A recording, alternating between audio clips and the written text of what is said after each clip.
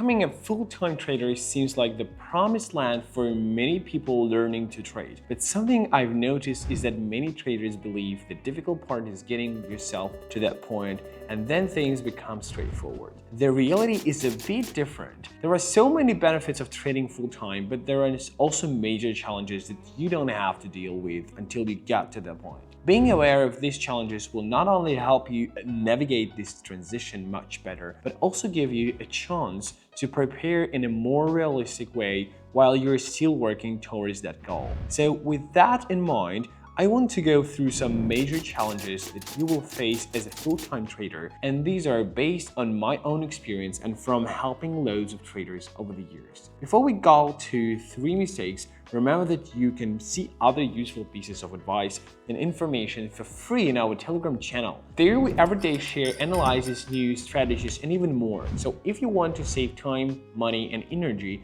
check link in the description, but we continue.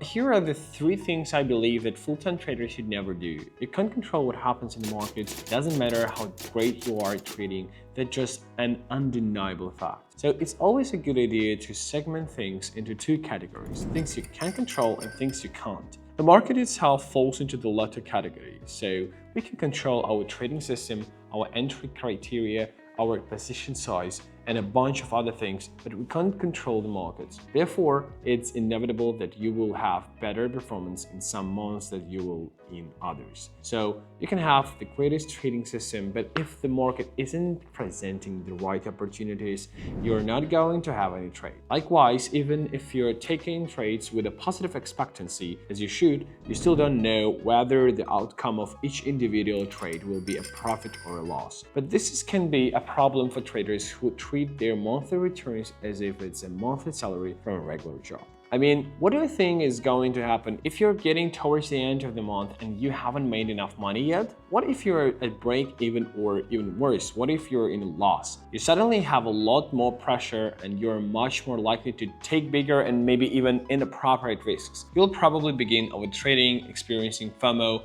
and risking higher percentages of your capital to try and reach that return that you need. And then, once you're actually in a trade, you will have heightened loss aversion and make decisions that you deviate from your plan.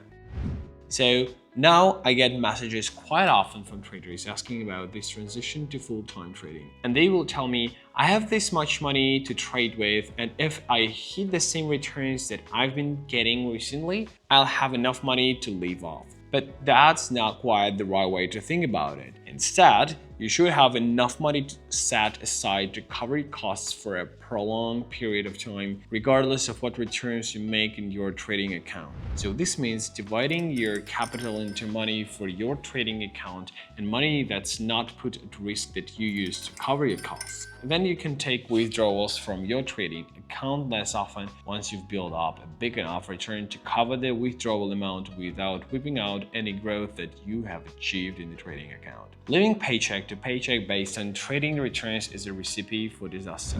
For context regarding my situation, I wasn't going to be relying on my trading account each month to cover my living costs. I had more than enough money for both. I could make withdrawals once or twice a year to fund my living cost account. I wouldn't have to rely on the monthly returns. You know, I have to say this next one is a problem I struggled with for many years without realizing it. I had this subconscious belief that if I'm a trader, it means I'm only working when I'm in a trade. Therefore, if I had a trading session without taking any trades, it just felt like I've done something wrong. I would be unproductive in some way.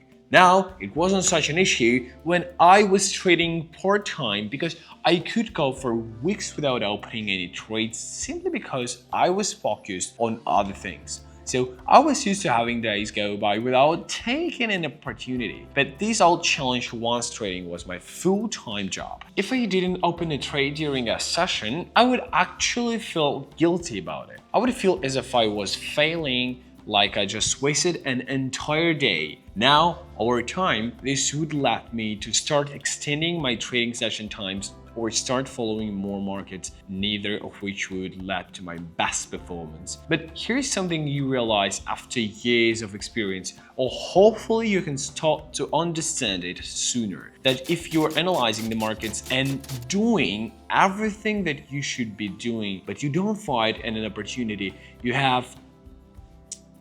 Still, being a full-time trader doesn't only involve opening trades. Your performance is defined by your long-term results, not each individual session. So, understanding, accepting this before you make that shift to full-time trading will mean that you put less pressure on yourself. That leads to you taking the wrong actions, things like overtrading or taking bad trade opportunities. Now, when you have a regular job, you are forced into a somewhat consistent routine because of the set hours that you have to work. Then, as soon as you become your own boss as a full-time trader, there is no stopping you from working whatever hours you wish. There is always a market open somewhere that you could be trading if you want to. Now, there are 3 common ways that this can become a problem. You could work too much, not work enough, or not work consistently. My main problem has always been working too much. As I started to make great money from trading, I became a caricature of the expression "time is money." I literally lived my life by that. I didn't want to go out anywhere, and if I did, I was still following the markets. I didn't want to sleep. When I did sleep, I had the laptop open right beside the bed so I could check the markets when I woke up in the night. So I barely even ate.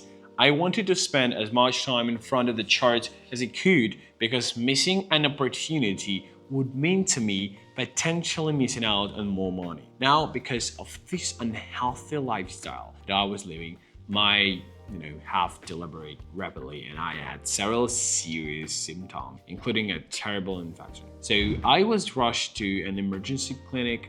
The doctors did all sorts of tests and at one point they were convinced I had some disease, but it turns out I was just severely run down and suffering from chronic stress. Trust me, it's so easy to fall into this slippery slope of thinking more trading time equals more money. But in reality, your performance per hour will be so far from your peak. You will be making more mistakes and nothing about it will be sustainable. In fact, studies have shown that bad sleep can be disastrous for our trading in ways that we are not consequently aware of. But then, at the complete opposite end of the spectrum, you may actually find that you end up working much less, maybe not working enough. Since you're not being held accountable by work colleagues or your boss, your work sessions might gradually reduce as you realize that you could be doing other things. You are likely to be working from home, so it means that you have to constantly battle with all the usual distractions while not having anyone there to tell you off for missing your day to work. So it's only you being accountable to yourself. It's kind of like the cycle that teenagers go through during school holidays. You start going to bed later,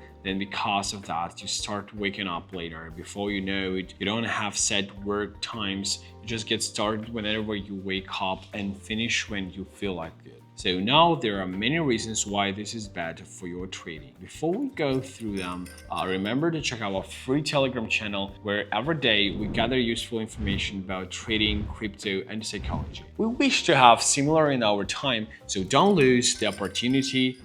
Not only is an inconsistent sleep routine just as bad as not sleeping for long enough each night, but the actual skill aspect is going to suffer as well. Without following the market at set times, you will lack a lot of important implicit knowledge. Since a big part of trading is about being consistent, how can you achieve that if everything is your life is in your flux? You will experience your best performance and be much more likely to have a sustainable long-term career as a trader if you stick with a set routine each day. As boring as it seems, if you achieve consistency in your everyday life, you will be much more likely to experience consistency in the markets. Remember, being a full-time trader is a job.